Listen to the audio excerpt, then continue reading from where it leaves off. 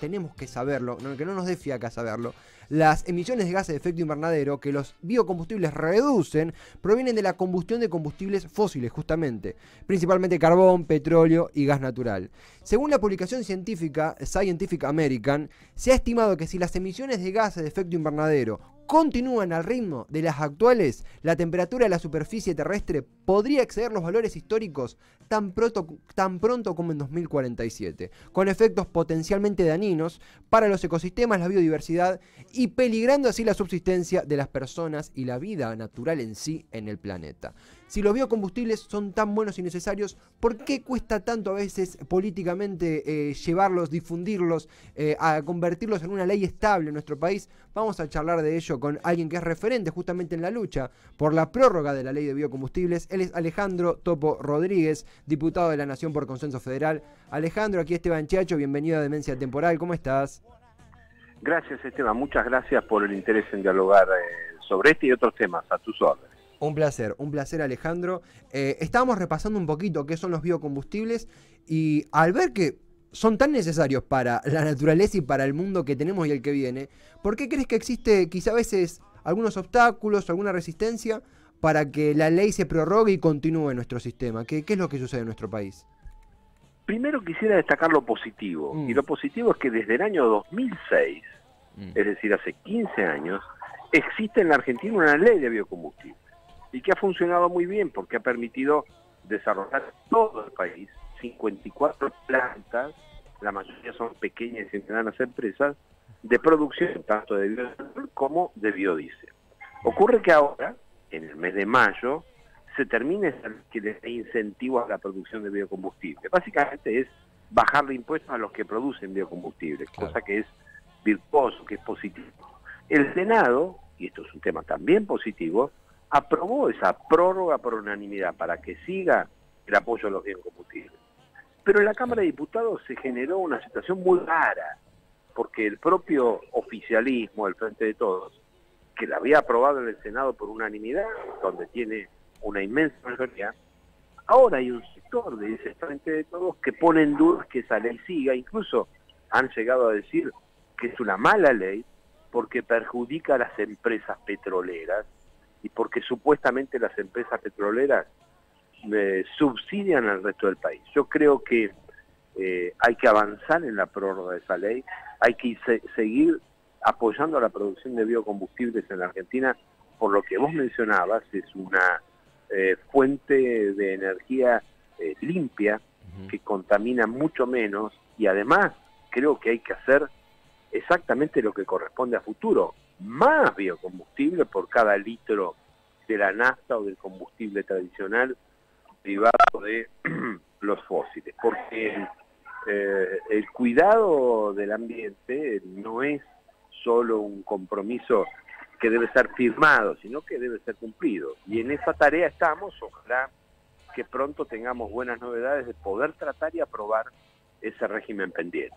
Y me permito preguntarte en este camino, me puse a hacer, los repasos, los apuntes para preparar la nota y me topé con una nota de La Política Online. Obviamente vos sabrás qué tan atinado está esta percepción de ese sitio, pero cito lo que mencionan: la presión de las provincias petroleras y el lobby empresario hicieron que Alberto Fernández no incluyera la ley en extraordinarias y tampoco cuando amplió el listado de temas. Estas dos influencias, provincias petroleras y lobby empresario, imagino también de empresas petroleras, ¿qué tan fuerte es en tu opinión? ¿Qué tan real es esta percepción? ¿Vos cómo lo percibís esta disputa? La incidencia de las provincias petroleras es falso, no es tal, no existe. Es un invento de los que quieren esconder la influencia de las empresas petroleras. Ajá. Todo lo que yo digo lo fundamento con hechos. Y el hecho que verifica y afirma de manera tajante que las empresas petroleras son, y no son las provincias las que se oponen, es que en el Senado las 10 provincias petroleras de la Argentina, que se nuclean en la OFEPI, que es el organismo federal de estados productores de hidrocarburos, las 10 provincias votaron a favor de la prórroga de esta ley.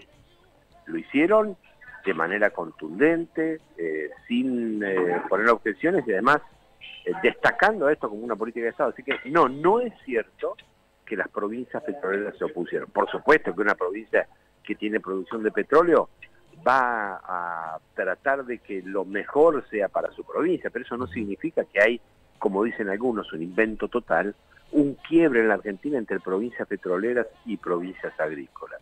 Te digo algo más, Esteban. Sí. Hace un tiempo, el gobernador de mi provincia, de la provincia de Buenos Aires, Axel Kicillof, Sí. intentó que la provincia de Buenos Aires ingresara a ese club, a esa organización de provincias petroleras. Es decir, que la provincia de Buenos Aires fuese una provincia petrolera. ¿Por qué?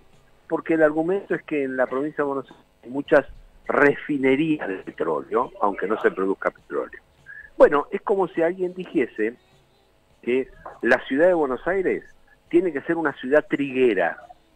Bueno, pero no se produce trigo, del mismo modo que no se produce petróleo en la provincia de Buenos Aires. Bueno, pero a alguien se le podría ocurrir con esa línea de pensamiento que como hay muchas fábricas de pastas y muchas panaderías que hacen pan y media luna con harina de trigo, la ciudad de Buenos Aires fuese una ciudad triguera. No tiene sentido, ¿no es cierto? Bueno, Sí.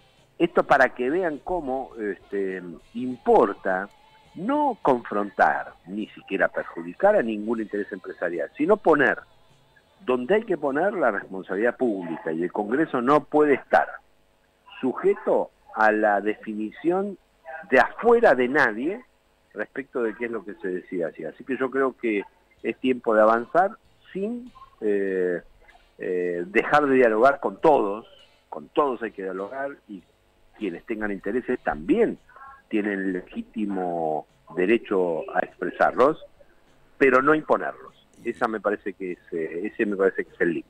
Algo que yo leía en una entrevista, si mal no recuerdo, no quiero citarlo incorrectamente, a un periódico de Tandil, que ya vamos a citar a los colegas como corresponde, pero mencionabas esto de la falsa grieta, la imposición de una falsa grieta entre provincias agrícolas y petroleras, ¿no? Algo que vos identificabas como falacia, y pensaba también en la parte social, que por supuesto está incluida en el debate por los biocombustibles.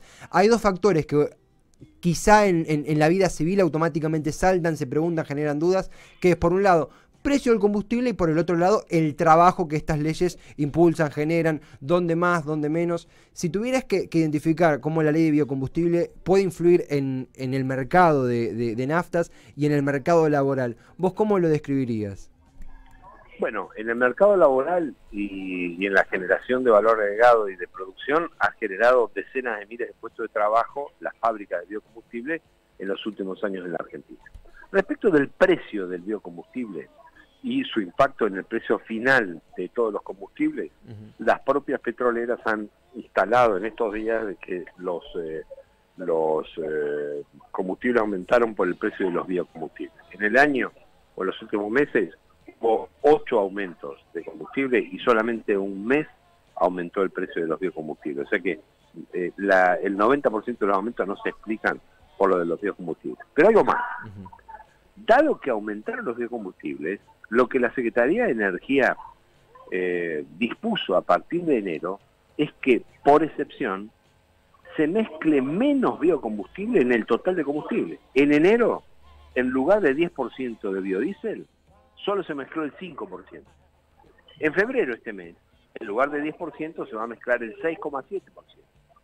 Y en marzo, en vez de 10%, se va a mezclar el 8,4%. Es decir, sabiendo que aumentaba el precio de los biocombustibles, se atenuó la proporción de biocombustibles en el total del combustible general, por lo tanto el impacto en precio no es el que se dijo. Ahora, por supuesto que la Argentina puede seguir produciendo más biocombustible y de manera más eficiente a lo largo del tiempo.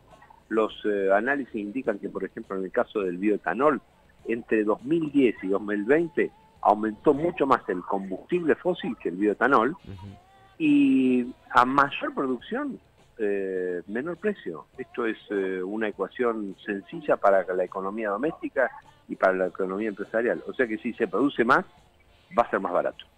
Estamos en diálogo con Alejandro Topo Rodríguez, diputado de Consenso Federal. estamos conversando, si muchos estamos volviendo a las clases de ciencias naturales, ¿no? del secundario, cuando estos temas se nos presentan por primera vez en nuestra vida. Siempre decimos los biocombustibles, bioetanol, otro también el biodiesel, se mezclan con la gasolina, con la nafta. Es un tema imprescindible de comprender si nos interesa el medio ambiente, más en estos tiempos donde tanto está en juicio, en comprensión, en debate ello.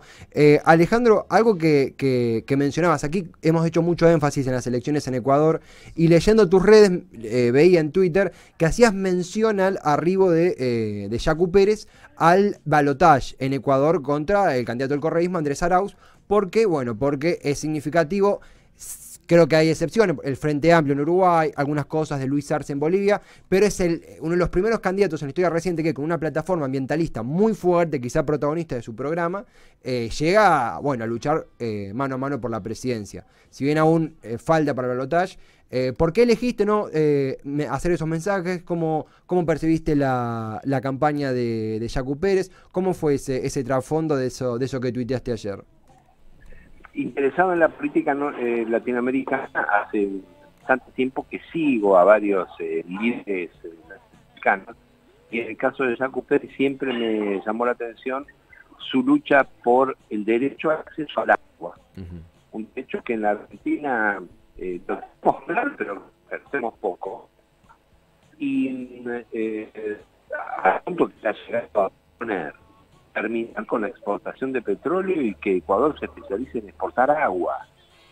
Y también me llamó siempre la atención su capacidad de superación. Es un candidato dirigente de origen indígena que de pequeño vivió trabajando, ayudando a su padre en una situación casi límite del extremismo, y que ha llegado a hoy disputar por la presidencia en Ecuador, y todas las encuestas estaban sin ninguna posibilidad de ingresar a la UE. Todas de la primera aún cuando terminó. Alejandro, se cortó, mencionaste encuestas y se empezó a cortar un poquito, te perdimos un poquito, dijiste todas las encuestas. Todas las encuestas lo daban sin ninguna posibilidad de ingresar a segunda vuelta. Todas, sin excepción. Más aún, las encuestas a boca de urna que se hicieron el domingo a última hora y que se difundieron después que terminó la elección, todas ponían tercero, fuera de la segunda vuelta. Ahora, cuando empezaron a contar los votos, resulta que Yacu Pérez quedaba en segundo lugar. Hoy están escrutados más del 98% de las actas procesadas, y Yacu Pérez se mantiene en el segundo lugar, con amplias posibilidades de pasar a un balotaje que se va a realizar el día 11 de abril, y yo no tengo ninguna duda que en una segunda vuelta va a ser el próximo presidente del Ecuador. Es decir, que en América Latina va a haber un nuevo presidente de origen indígena, lo fue Evo Morales también, pero en este caso un paladín de la defensa del ambiente y del agua. Me parece que es interesante como proceso histórico. Creo que Argentina y toda América Latina tiene que mirar, no para imitar, sino para prestar atención acerca de cuáles son los temas que a las sociedades, a nuestras sociedades y a las nuevas generaciones les interesa y los compromete, porque adaptarse a los requerimientos de este tiempo, especialmente a nivel global después de esta pandemia que hemos sufrido y que seguimos sufriendo, significa la capacidad de la política de tener una sintonía muy fina con lo que está pasando en el mundo. Así que lo destaco como un fenómeno. Falta mucho para el 11 de abril, vos tenés razón. Yo creo que va a ser el próximo presidente de Ecuador. Bien, aquí en Cítrica hay varias apuestas. Acá hemos tocado el tema de Ecuador casi a cada minuto, así que te incluimos en la promoción, ¿no? En el pro de que estamos armando, porque es un tema que hemos hablado mucho y que es interesantísimo, y que celebramos que se toque mediante políticos locales, porque es un país hermano y, como mencionabas, es una elección con muchas particularidades, entre ellos el arribo de la plataforma de Yacu Pérez, con muchos puntos inéditos, al menos en la historia de Ecuador, y en muchos puntos en el continente. Alejandro, sabemos que estamos jugados de tiempo, tenés también un encuentro con otros colegas. Simplemente para concluir, a futuro, ¿cómo crees que se se puede resolver la situación de la ley de biocombustibles? ¿Sos optimista? ¿La lucha continúa? ¿Cómo lo ves? Hoy esperamos que el presidente de la Nación, Alberto Fernández, haga algún tipo de anuncio en Tucumán y ojalá que ese anuncio esté vinculado con que pronto la vamos a tratar en el Congreso, en particular en la Cámara de Diputados. Si se tratara, no termina así el asunto, hay que ver si hay que incluir algún tipo de modificaciones para mejorarla, y obviamente uno tiene que estar abierto a ese tipo de discusión. Si no hubiera ese anuncio, si no hubiese esa decisión, seguiremos con mucho respeto y con mucha firmeza exigiendo que se trate hasta lograr que efectivamente se pueda aprobar. Esa es mi responsabilidad. Alejandro, muchísimas gracias por tu tiempo, son días súper movidos, es un placer gigante poder charlar, conversar, informarse. Será hasta la próxima, permitime invitarte también cuando cubramos el balotaje en Ecuador, estás invitado también a participar de esa contienda. Para mí va a ser un honor, muchas gracias por tenerme en cuenta. Muchas gracias. Un gran abrazo, Alejandro. Él es Alejandro Topo Rodríguez, diputado nacional por Consenso Federal. Los biocombustibles y cómo nos atraviesan a todo, social, política, judicial, económica, medioambientalmente hablando. Son notas que a veces uno, cuando las presenta, parece un tema específico y pará, si yo no manejo, pará, si yo lo único que no paso ni por una surtidora ni de casualidad, ni para ir al kiosco de la estación de servicio, ¿para qué? Y no, es imprescindible que comprendamos que la política medioambiental justamente se empieza a arraigar desde estos momentos, desde estas luchas legislativas, también activistas. Hemos tenido aquí varias veces a Federico Pellegrino de Cohouse, que nos contaba, ¿no?, cómo es quizá la parte de la faceta activista, la faceta de gente ciudadana que constantemente lucha por llevar a la agenda política los temas medioambientales, y es importante que no le perdamos pisada cuando llegan a la agenda política, cuando llegan a la legislación. Ahí recién arranca la batalla, parecería, ¿no? Y seguramente esto que mencionaba Alejandro Rodríguez, que hay que RTarlo, que hay que tenerlo en cuenta. Seguramente en esa mesa de diálogo habrá corporaciones, habrá activistas, habrá ciudadanos, habrá actos fallidos, lobbies, no. Quise decir pymes, lobistas seguramente también habrá, ¿por qué no? Porque esto, vamos a ser sinceros, pero es imprescindible que justamente se haga y para eso necesitamos decisión política, y fue una de las promesas, y me animo a decir pilares de la campaña en el ámbito medioambiental de Alberto Fernández. Qué bueno sería que esa prórroga, insistimos, no es una ley nueva, esa prórroga de una ley que ya tiene bastantes años y que genera esa estabilidad y genera esa capacidad en el país, que esa prórroga se haga efectiva.